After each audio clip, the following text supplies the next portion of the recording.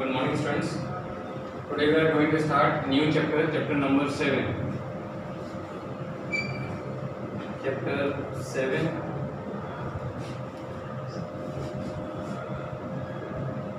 Indian economy.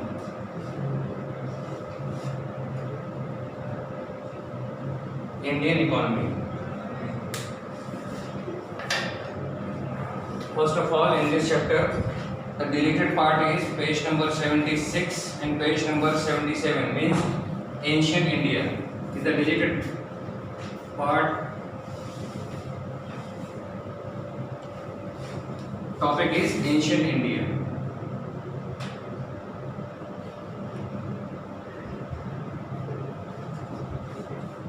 Means only two topics we are required to do. One is page number 78 and topic is Indian economy. Today we are going to start Indian economy.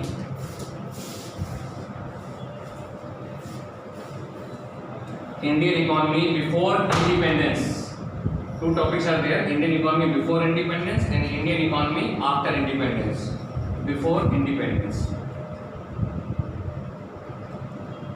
In this chapter there is nothing to explain.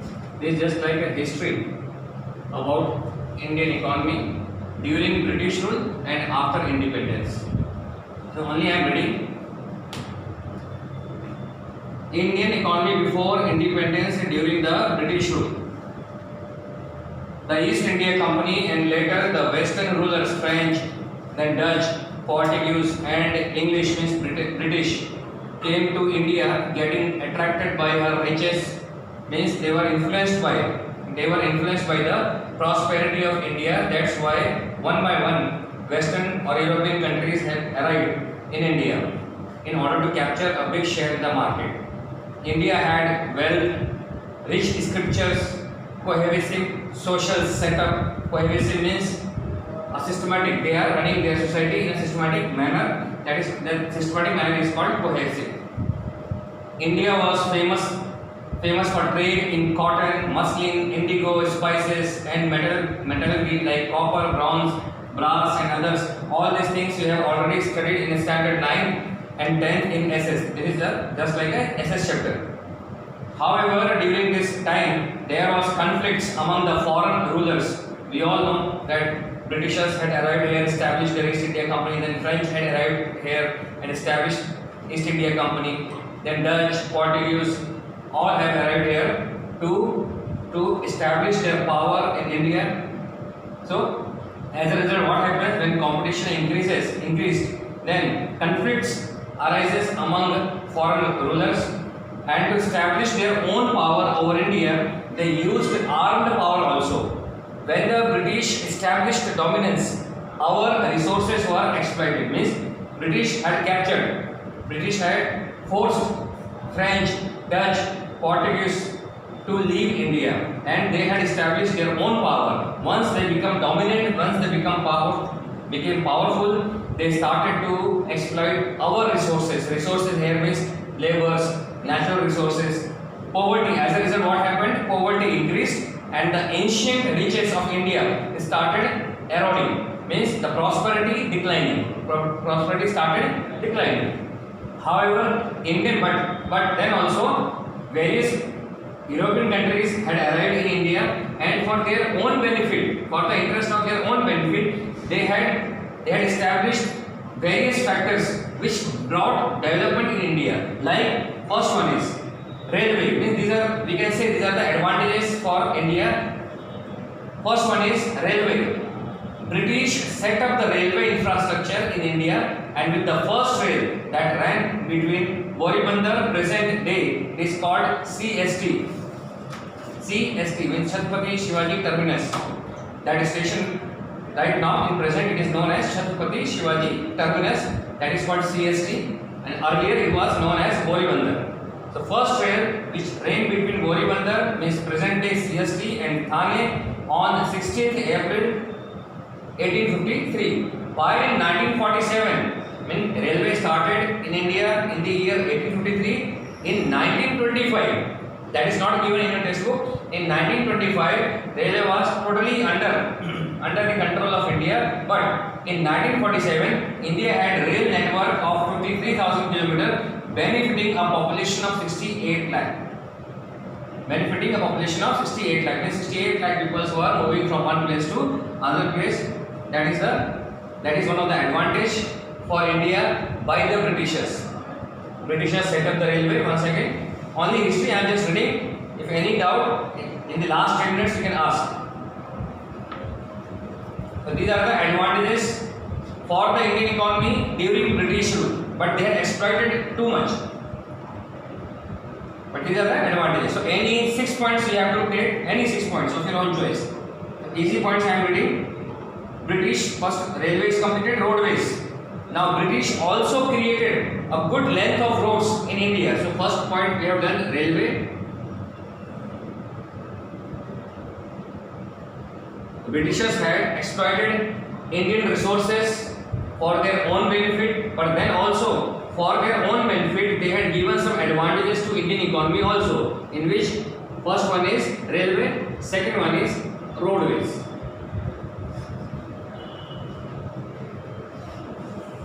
Roadways. The British also created a good length of roads in India. They set up public work department. So which department is established for 1 mark or MCQ? PWD. Public work department is established why? For the development of roads. So British, they set up the public works department, under which significant basic utilities were created, and by the end of 19th century there were a total of 2,78,420 kilometers of roads. In 19th century total there were 2,78,420 kilometers of roads, which increased to 4 lakh. These figures, this PWD is one for 1 mark or MCQ question.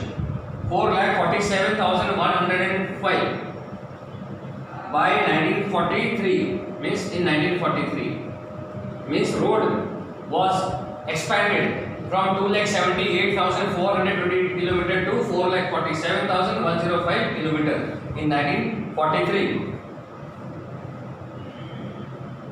of which 32% were concrete means pakka road, and 68% were kacha road. This is about roadways. So roadways also developed during British rule. Now banks. Third point is banks.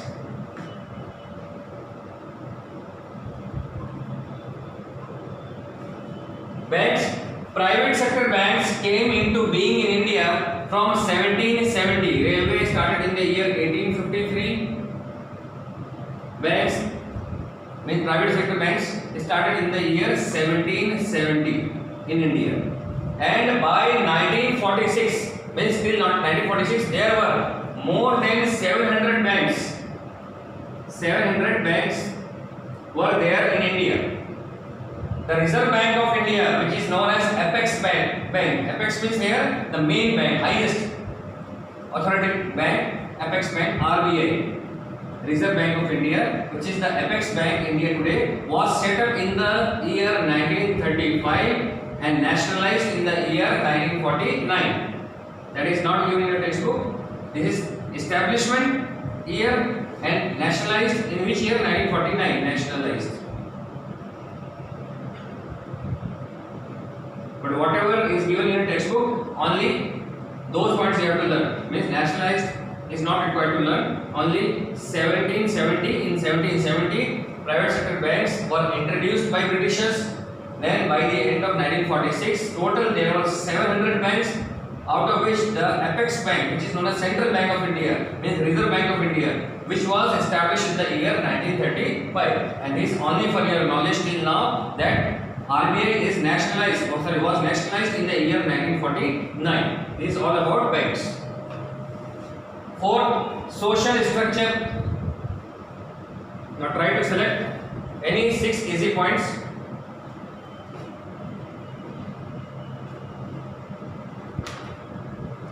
Total there are 13 points. Out of that, any 6 points you have to do. Social structure. Social structure. Now social structure. Certain wrong social practices were abolished during the British rule. We all know that various evils, social evils were prevailed in Indian society. Prevailed in Indian society.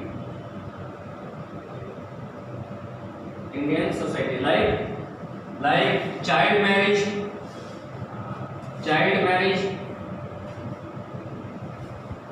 like sati pratha,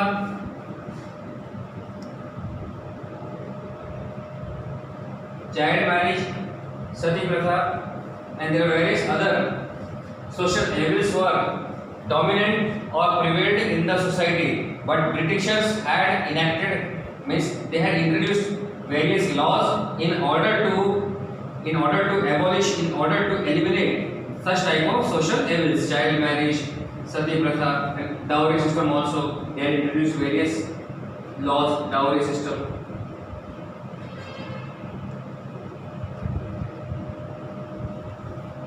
So certain wrong social practices were abolished. Abolished means finished during the British rule. For example, prevention of female infanticide, sati pratha, etc. Prevention of female infanticide means female, we all know female. Infant means child below 1 year is called infant.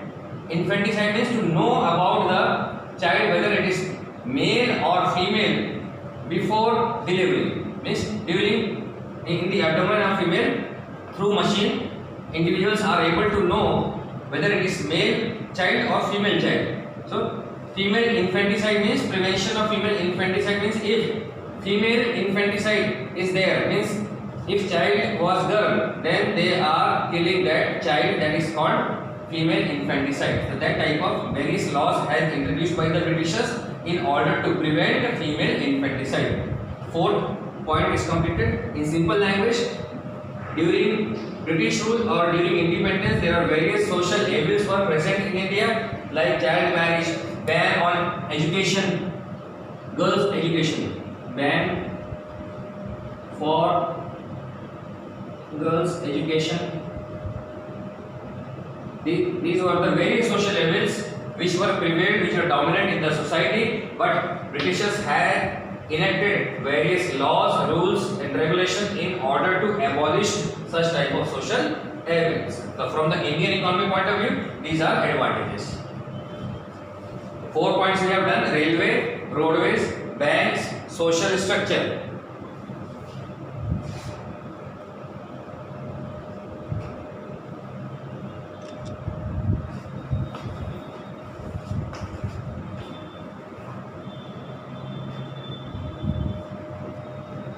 Now fifth, any 6 points of your own choice you can do for this topic, for this question: Indian economy before independence or during British rule. Any 6 points of your own choice. 4 points we have done. Fifth point is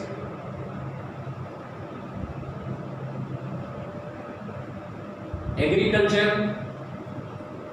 Now what type of development or what type of advantages Britishers had provided in the agricultural field?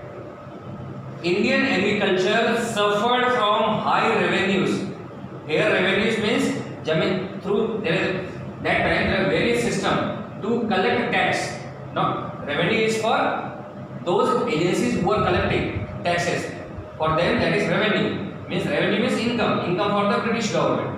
But Indian agriculture suffered from high revenues. The system of jamindari means landlordship and other acts of British means that time various acts were introduced like jamindari system, then rayat wadi system, mahal wadi system. Through these systems they were collecting huge taxes from the farmers, from the peasants, either in the form of cash or in the form of products which are food grains which were produced by the farmers. So first point, Indian agriculture suffered from high revenues, the system of jamindari and other acts of British. Britishers had introduced various acts through which they were collecting a huge tax from the farmers. As a result, they were exploiting farmers. There was exploitation of several types, and poverty in this sector started increasing. As a result, Britishers had started exploiting the farmers, especially poor farmers, landless farmers.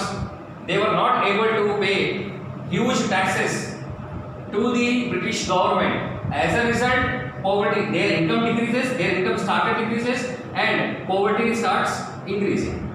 So poverty, there were exploitation of several types in poverty in this sector started increasing.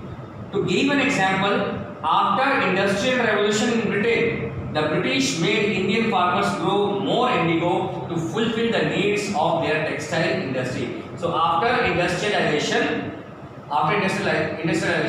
Britishers had forced Indian farmer to produce more and more indigo. Indigo is used. It is used in coloring the cloth. So that's why they had forced to produce more and more indigo for their cloth industry, for their textile industry.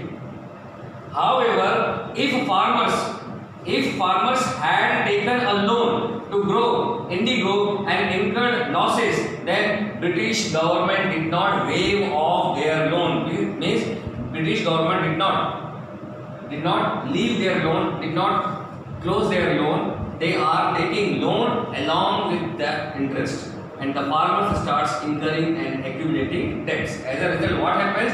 Year by year, their liability of farmers increases, and as a result, farmer becomes more poorer, and they went into the debt trap. Debt trap.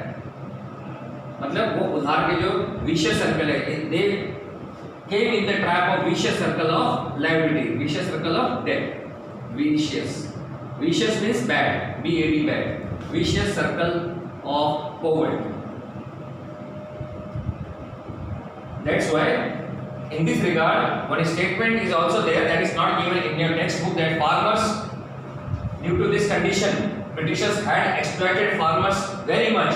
They had brought farmers into a pitiable condition, miserable condition. That's why one statement is there that farmers born in debt. Debt means liability, udhar. Farmers born in debt, lives in debt,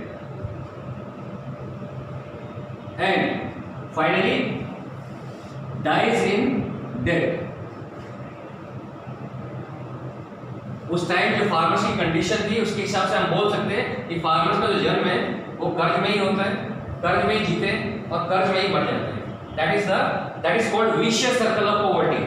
तो britishers had brought all farmers into the vicious circle of poverty. Means all farmers were in डेब्ट trap. Their debt, their liability increases year by year. They were not able to pay the debt. That's why their next generation also had to work for the British government. It means Britishers had brought the farmers, the agricultural sector into a pitiable condition, into a miserable condition. This is all about agriculture. 5 points we have completed. One more point, sixth one is land revenue. For any other point you can do of your own choice.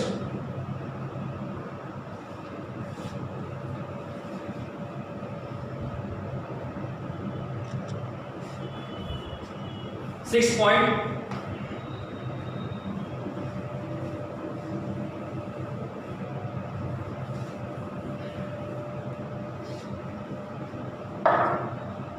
land revenue. Sixth point is land revenue.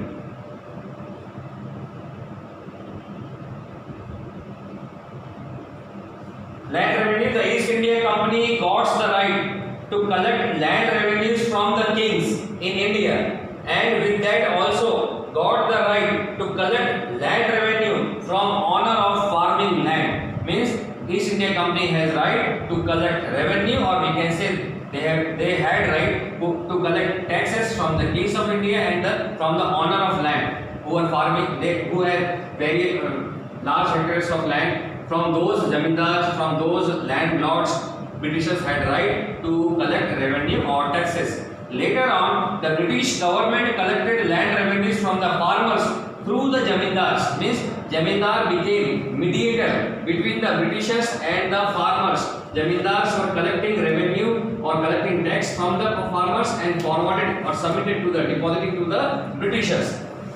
The government punished the farmers who failed to give revenues by confiscating their lands. Means the farmers who were not able to pay the land revenue, they were not able to pay the tax. In that case, Britishers were taking their land back by charging fines and so on. Means they are capturing their land and charging huge penalty on them.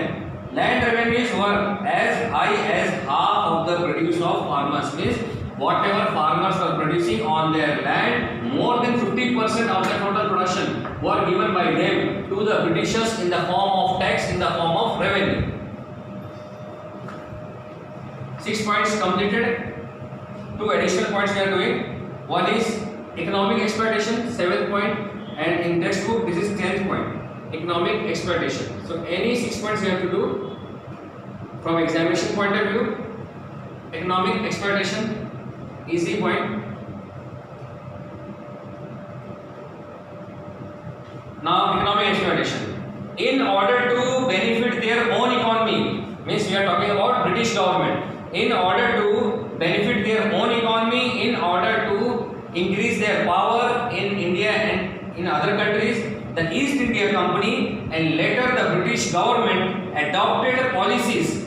They had introduced such type of policies which exploited Indian resources and promoted British industry. Means they were trying to introduce such type of policies, they were trying to introduce such type of acts which may help British economy and exploit Indian resources and Indian economy. Indian agriculture was exploited. In this regard, Indian agriculture was also exploited by high land revenue, which we have already done. In this way, they had attacked on the Indian economy very badly by collecting high revenues from Indian farmers and brought agricultural sector into a very, very pitiable condition. And last one is one more point, easy point, exploitation of artisans. 8th point.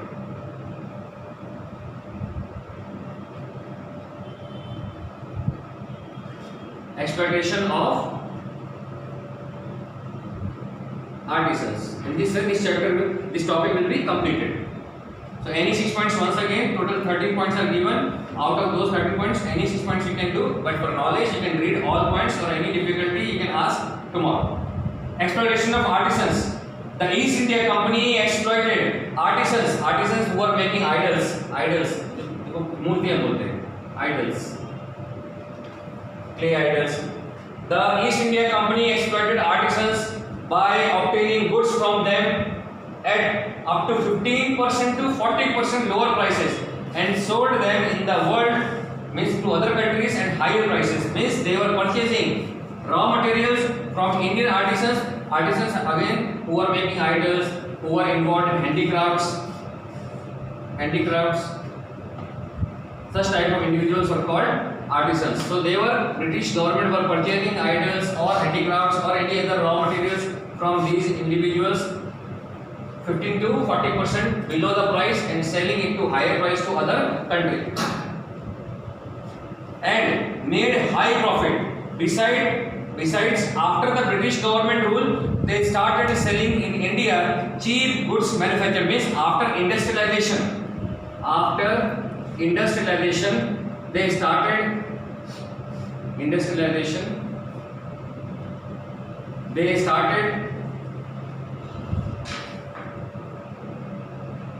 to produce such things at lower price. In this way, they had also attacked on the job of artisans in India. As a result, artisans also became very poor. They also brought into miserable condition due to the policies adopted by the British government. In this way, 8 points were completed. regarding Indian economy before independence.